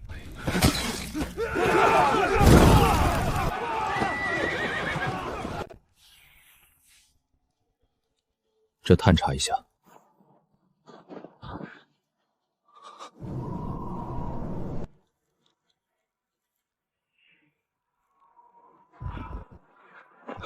回大人，找到合适的设伏之地了，在冀州城西北50里处，此谷两侧是100丈悬崖，谷底狭窄，仅容数骑并行。谷口朝南，背阴处积雪深城，尚未解冻，骑兵冲锋极易陷足。谷后仅有1条窄路，易守难攻，是设伏的绝佳之处。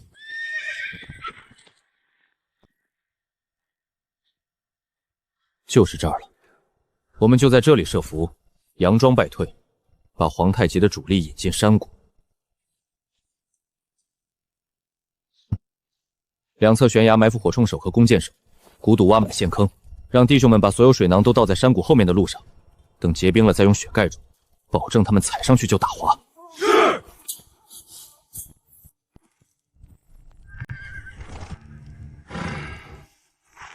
进攻！报！祖总兵等人死守城池，关灵铁骑出城拼杀。后金大军猛攻1日，伤亡惨重，却未能靠近城墙半步。好，火候到了，别恋战区把人引过来，打一下就跑。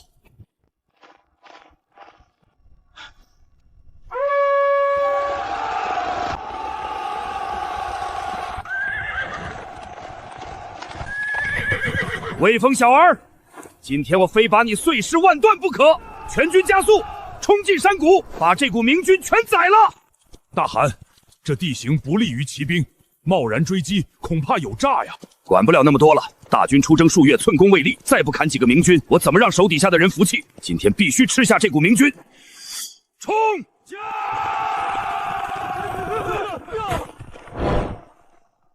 哈哈哈哈哈哈！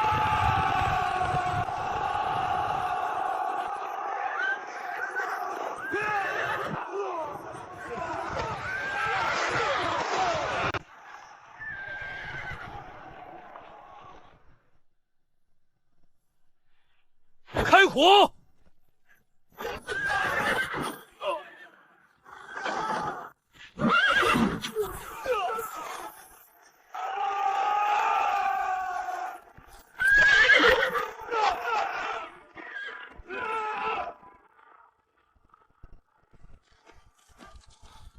一群废物，全是废物！5000人呐，5000精锐就这么没了。可汗，我们的粮草不多了，下一批粮草要1个月后送来，再不破城，勇士们很快就没饭吃了。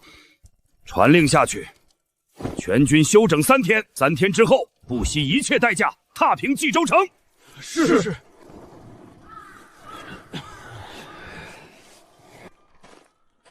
魏大人，城中粮草仅顾1日，火药也只剩少量，火铳损坏大半。若皇太极日后再攻，我们不急，算日子应该也快到了。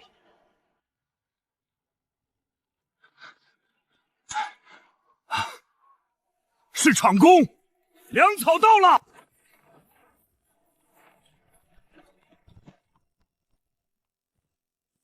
我的儿可把你苦坏了，粮草、火药、新式火铳，爹全给你带来了，足够你撑3个月的。爹，您来的太是时候了，再晚1天，冀州就真的弹尽粮绝了。左重兵，转告袁都使，让将士们日夜巡逻，不准卸甲。皇太极吃了这么大的亏，肯定会疯狂反扑，很快就会再来。是，把辽东老营的东西尽数调来。魏峰小儿，这3门红色大炮足够把你的乌龟壳掀个底朝天。今日必轰碎城墙，将你碎尸万段。魏大人，我们的城墙扛不住几轮，外城必破，这可怎么办？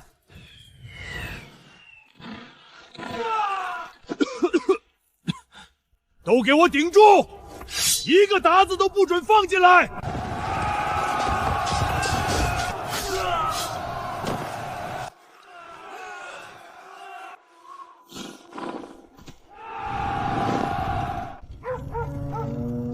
魏大人，你要是再想不出办法，我就带着关宁回先走了。这几天损失太大，冀州城根本没必要再守了。是啊，魏大人，我们已经守了这么多天，也算对得起朝廷了。不能走，一旦让皇太极跑了，这场仗不知道要打到什么时候。他现在也是孤注一掷，只要我们撑过这一次，皇太极至少10年不敢再南下。这城我们守不住，他皇太极也守不住。他想要，那就给他好了。您的意思是弃城而逃？您的意思是弃城而逃？不是弃城，是空城。皇太极急着要粮草补给，咱们全给他搬走，给他一座空壳，耗死他。好主意，鞑子不善夜战，我这就把粮草兵器全搬空，1粒米都不给他留。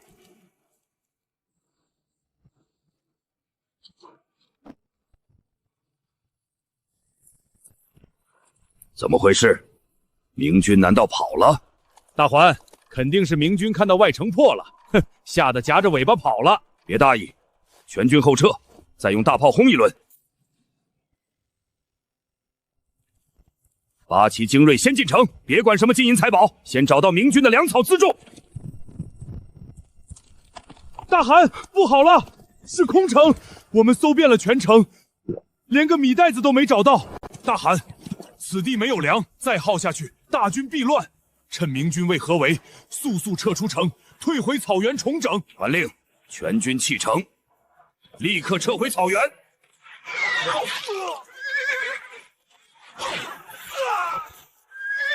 有埋伏，往城里退！魏大人，皇太极真被我们困住了，冀州外墙都碎了，火铳直接能打到城里，咱们什么时候攻坑，把皇太极抓活的？不打，兔子急了还咬人呢。真把皇太极逼急了，跟我们鱼死网破不值当。让弟兄们把伙房搬到城墙外，让皇太极好好看看咱们吃的是什么。魏大人，咱们日日喝酒吃肉，城里鞑子饿得眼冒绿光，我看他们撑不了几天了。饿到极点，他们自然会狗急跳墙。再耗下去，我的草原儿郎都要活活饿死在这里。把所有盔甲辎重全丢下，轻装连夜突围，撤回草原。大汗，连盔甲都丢了，怎么突围啊？留得青山在，不怕没柴烧。什么都别管了，先活着出去再说。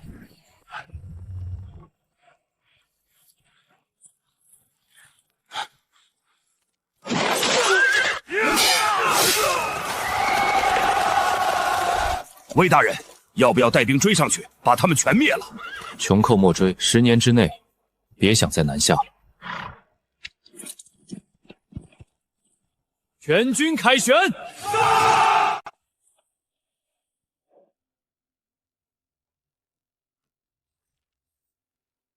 刘公公，800里加急，劳烦您亲自送往京城。你这捷报里写了啥呀？这么着急？就2件事儿。第一，冀州大捷，皇太极10年内别想南下。第二，把这庆丰米行的事告诉陛下，让他问问周皇后，他家生意做这么大，给朝廷交过税吗？皇太极的麻烦暂时解决了，要是不找点新事做，朱由检恐怕就要卸磨杀驴了。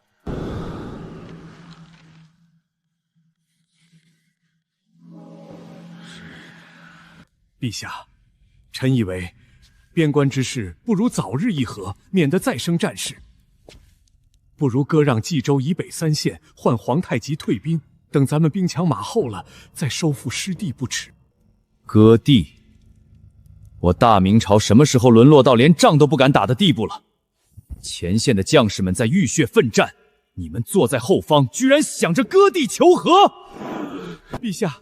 冀州城被围这么久，一点消息都没有，粮草也断了好几天了，恐怕是凶多吉少了。陛下息怒，皇太极势头正盛，若不早日议和，待他杀到京城，恐怕就别想再让他退兵了，还望陛下三思。王承恩，准备拟旨吧。800里加急，冀州大捷，冀州大捷！什么？你再说一遍！启禀陛下，800里加急，魏大人在冀州大败皇太极，冀州城守住了。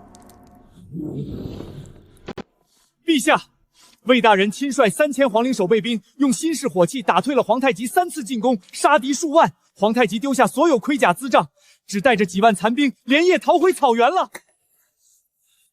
好，魏峰果然没让朕失望。他是我大明的大功臣。刚才是谁说要割地求和的？给朕站出来！臣失察，臣也是护国心切，臣罪该万死。哼！刘公公，你手里还拿着本册子，那是什么？陛下，这是缴获的庆丰米行粮袋，还有粮商勾结鞑子倒卖粮草的账本。这不是周皇后娘家的产业吗？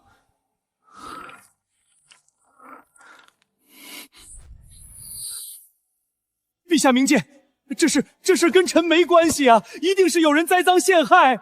无关，这上面清清楚楚写着，连你分了几厘钱都记得一清二楚，你还敢说无关？周皇后的娘家，还有东林党这帮蛀虫，居然通敌卖国，吸我大明的血，去喂外敌的兵。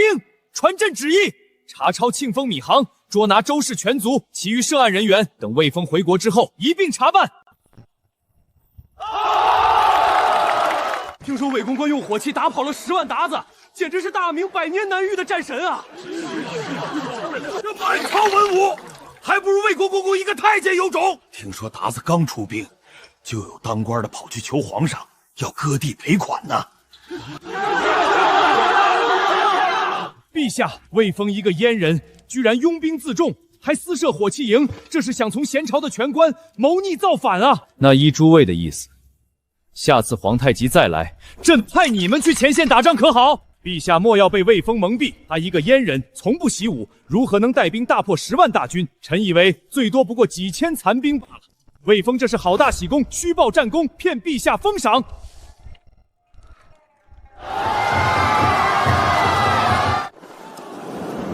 小爷，最近京城里流言蜚语满天飞，要不咱们走小路进城吧，免得节外生枝。不用，嘴长在别人身上，他们爱说什么说什么。等把战功甩在他们脸上，比什么都管用。传令，东厂提骑列队，押解俘虏，献俘入城。那是鞑子的战马，没想到我这辈子还有机会亲眼看到。呸！看见那个人了吗？前几年他来出使大明，在大街上纵马踩伤了好多百姓，多亏了魏大人，这畜生也有今天。臣魏峰幸不辱命，大破后金10万大军，擒获敌修降将数百人，今日押上朝堂，指认通敌卖国的叛贼。魏峰，你一个阉人，居然敢压着嫡俗上殿，这是藐视朝纲，意图谋反吗？谋反？这位是后金镶黄旗都统，皇太极的心腹，他手里握着什么？要不要我当众念出来给大家听听？通敌一案，绝非一人所为，朝中不少人涉及其中。今天就让这些敌校把他们一个个指出来。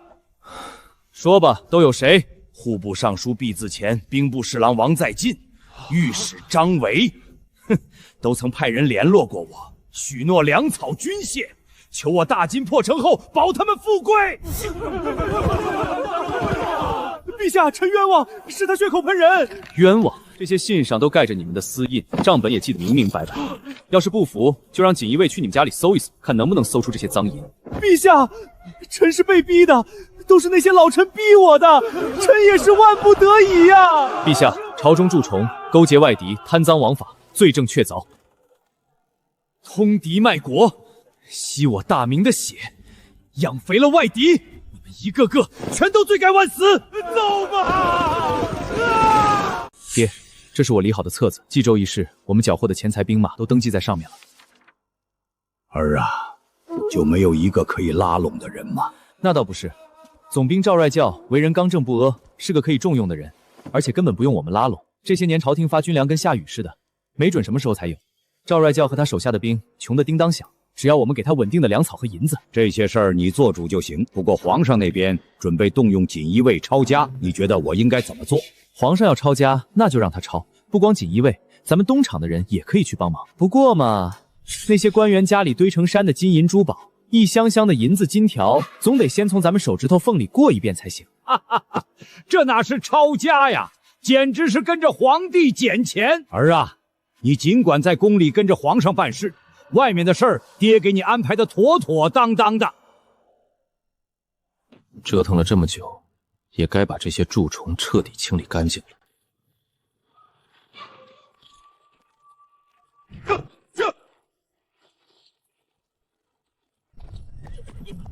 奉旨查抄，开门。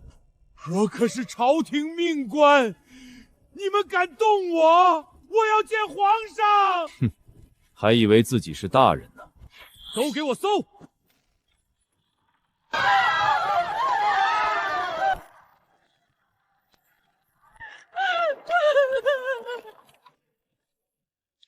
我的天，这帮老东西平时一个个装得两袖清风，家里藏的钱比国库还多。爹，咱们只拿1成，剩下的全部封好，连夜送到宫里去。1成够了。哈哈哈哈哈哈！爹当了这么多年官，都没见过这么多银子啊！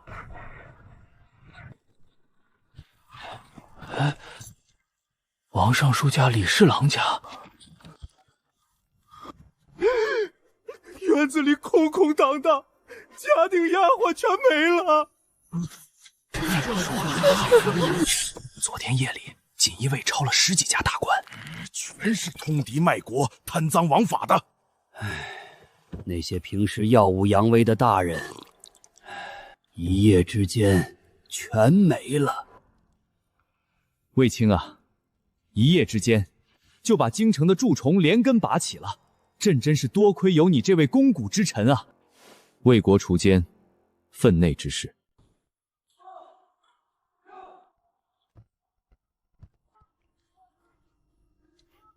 小爷，这东西能吃吗？闻着一股子怪味儿。现在不能吃，得煮熟了才行。不过味道不是最重要的。你知道这东西的产量有多高吗？这东西要是在全国推广开，大明以后就再也不会有人饿死了。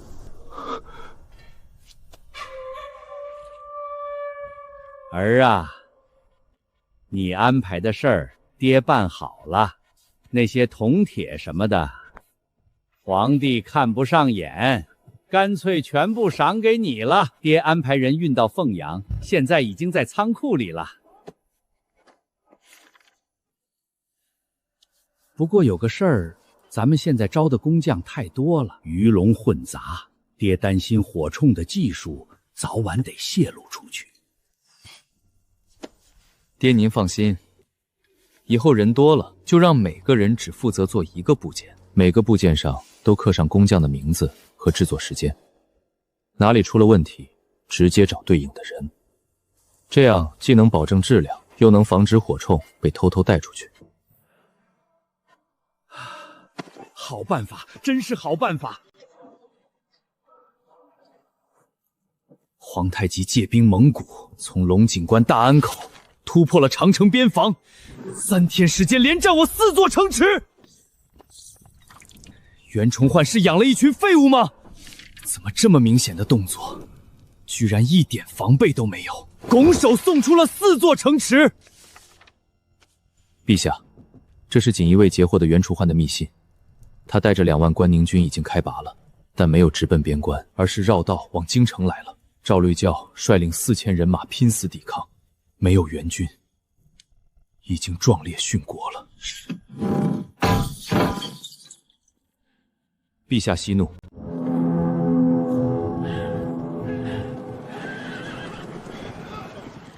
这袁崇焕还有脸要求进城休整？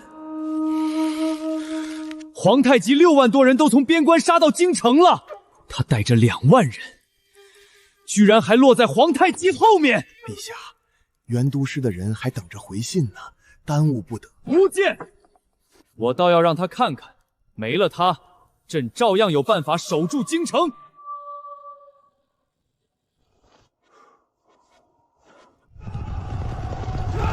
小爷终于来了，所有的火铳和火炮都在这里了，还有一批弹药正在路上，厂工亲自在送，半日时间就能到。所有火炮全部架在城楼上，炮口朝下。第一波用实心弹，等前排的骑兵倒下了，再用开花弹打后面的步兵。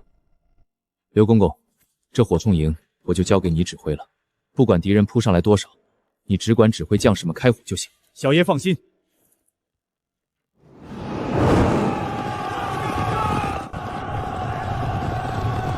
炮兵准备，上膛，给我瞄准了打！开火！继续开火，别给他们喘气的机会！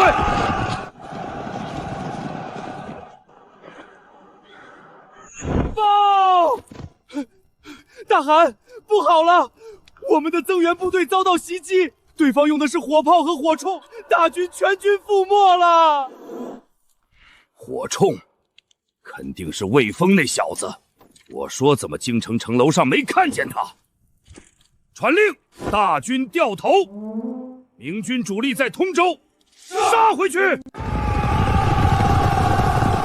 小爷，皇太极亲率主力来了，足足有5、6万人。上次他10万大军，不也被我打跑了？魏峰小儿，知道我大兵压境，还敢绕到我背后？今日通州就是你的葬身之地，踏平通州！大汗，大事不好了，后方的粮草被明军截断了，押运的粮队全被劫了。粮草被劫，前后受敌，这是天要亡我呀！撤，全军撤回草原！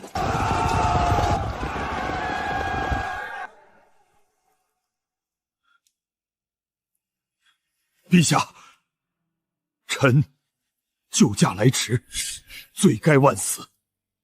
看来袁都师确实是老了，腿脚不利索了。2万人居然跑不过6万人。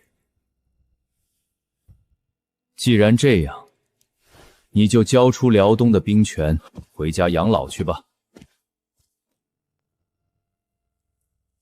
魏峰，朕今日下旨任命你为蓟辽总督，总揽辽东所有军务，节制边关兵马。臣遵旨，定不负陛下重托，誓死守好大明边关。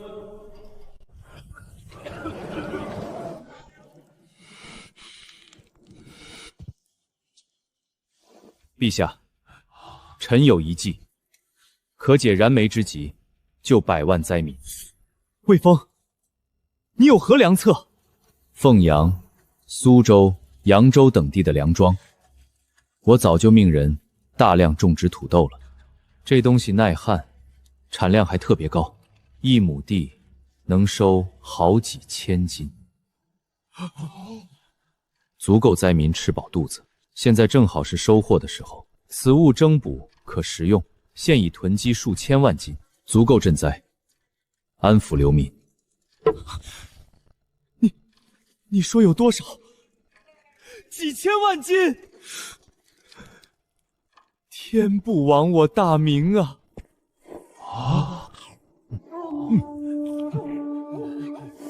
魏峰，真没想到，小小的土豆，竟救了我大明100万灾民。若无此物，今年大旱，必生大乱。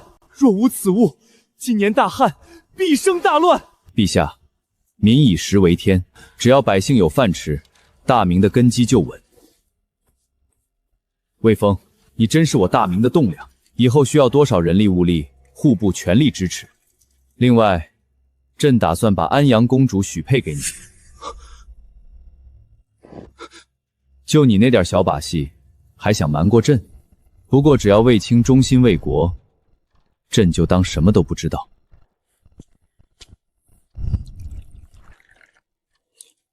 魏峰，朕跟你说句实话，你是朕用过的最好用的一把刀，但也是朕最害怕的一把刀。刀会不会伤人，关键看用刀的人。